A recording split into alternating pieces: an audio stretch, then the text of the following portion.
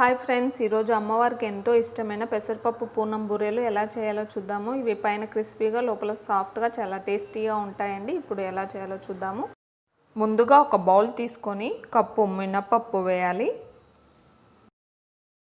Water పోసి 2 సార్లు శుభ్రంగా కడగాలి. 2 సార్లు శుభ్రంగా కడిగానండి. ఇప్పుడు వాటర్ పోసి 5 గంటల పాటు నానబెట్టుకోవాలి. ఇప్పుడు ఇంకొక బౌల్ తీసుకొని 2 కప్పుల బియ్యం వేయాలి. బియ్యం మినపప్పు సపరేట్గా నానబెట్టుకుంటేనే కోటింగ్ బాగా వస్తుందండి. 2 కలిపి నానబెట్టుకోకూడదు. ఇప్పుడు వాటర్ పోసి 2 సార్లు శుభ్రంగా కడగాలి. 2 సార్లు కడిగానండి. ఇప్పుడు వాటర్ పోసి 5 గంటల పాటు నానబెట్టుకోవాలి. ఈలోపు ఇంకొక బౌల్ తీసుకొని కప్పు పెసరపప్పు వేయాలి. వీటిని కూడా వాటర్ పోసి 2 సార్లు శుభ్రంగా కడగాలి. కడిగానండి. ఇప్పుడు వాటర్ పోసి 10 నిమిషాల పాటు నానబెట్టుకోవాలి. 10 నిమిషాలు అయిందండి. ఇప్పుడు మందపాటి గిన్నెను తీసుకొని వాటర్ తీసేసి పెసరపప్పును వేయాలి.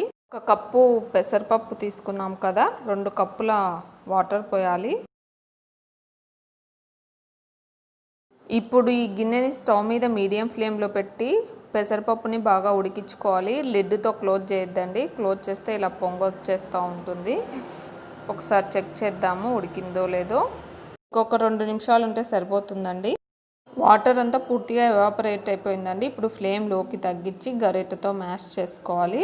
ఇలా మెత్తగా మ్యాష్ చేసుకొని కప్పు బెల్లం వేయాలి. బెల్లం కరిగేంత వరకు ఇలా లో ఫ్లేమ్లోనే గరిటెతో కలుపుకుంటూ ఉండాలి. వాటర్ ఏం పోయిన అవసరం లేదండి. వేడికి బెల్లం కరిగిపోతుంది.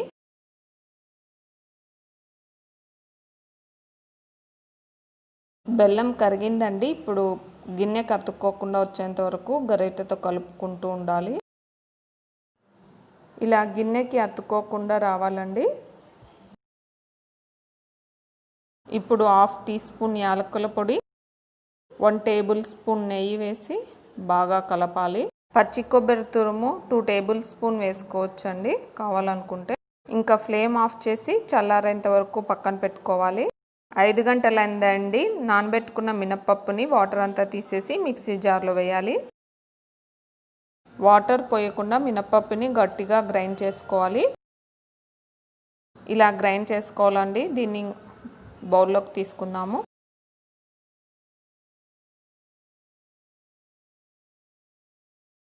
ఇలా మినప్పిండిని అంతా తీసుకొని పక్కన పెట్టుకోవాలి. 5 గంటలైందండి. బియ్యంలోని వాటర్ అంతా తీసేసి అదే మిక్సీ జార్లో వేసుకొని కొంచెం బరకగా గ్రైండ్ చేసుకోవాలి. ఇలా గట్టిగా గ్రైండ్ చేసుకోవాలి. బియ్యం పిండిని మినపప్పు బౌల్లోకే తీసుకోవాలి.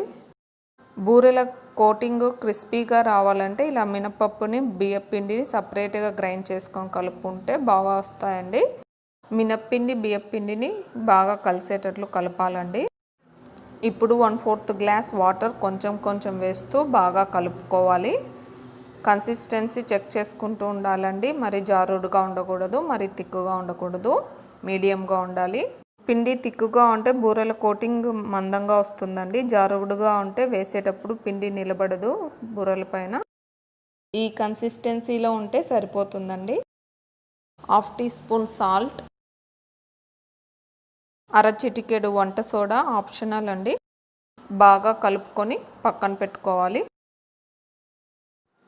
పెసరపిండి చల్లారిందండి. ఇప్పుడు చేత్తో ఒకసారి బాగా కలుపుకుందాము. ఇప్పుడు కొంచెం పిండి తీసుకొని రౌండ్ బాల్స్ లాగా చేసుకోవాలి. చేత్తో ఇలా రుద్దుకుంటూ. ఇంకొకటి చేసి చూపిస్తాను. ఇలా తీసుకొని చేతుల మధ్యలో ఇలా రబ్ చేసుకుంటే రౌండ్గా వస్తుందండి. ఇలానే అన్నీ చేసుకోవాలి. మనము తీసుకున్న కప్పు పెసరపప్పు, కప్పు బెల్లంకి 15 రౌండ్ బాల్స్ వచ్చాయండి.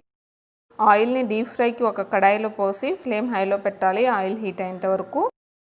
ఈ పిండిలో కొంచెం పిండిని పక్కకు తీసుకొని మనం చేసుకున్న రౌండ్ బాల్స్లో ఒకటి తీసుకొని పిండిలో ముంచి అన్ని వైపులా కోట్ చేయాలండి బాగా.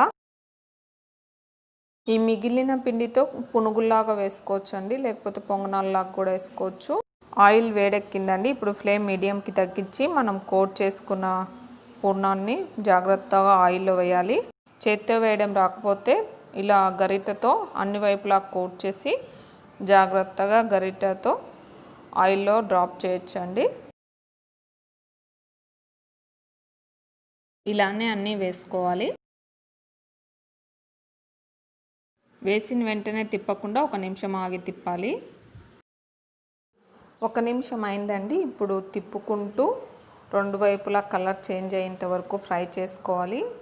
మధ్య మధ్యలో ఇలానే తిప్పుకుంటూ ఉండాలి. ఆయిల్ ఎక్కువ వేడిగా ఉన్నప్పుడు వేస్తే ఇవి విరిగిపోతాయండి. అందుకే ఎక్కువ హీట్ కాకుండా చూసుకోవాలి.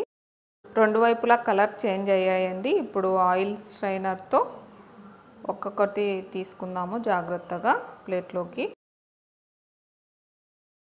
ఇలానే మిగిలిన పుర్నాలను డీప్ ఫ్రై చేసుకున్న తర్వాత ఫ్లేమ్ ఆఫ్ చేయాలి. గరిటెతో వేస్తే తోకలేం రావండి. బియ్యం పిండిని కొంచెం బరకగా గ్రైండ్ చేసాం కాబట్టి ఇవి పైన క్రిస్పీగా లోపల సాఫ్ట్గా చాలా టేస్టీగా ఉంటాయండి. మీరు కూడా ఈ శ్రావణ మాసంలో ట్రై చేయండి. అమ్మవారికి నైవేద్యంగా నివేదించండి. Thanks for watching.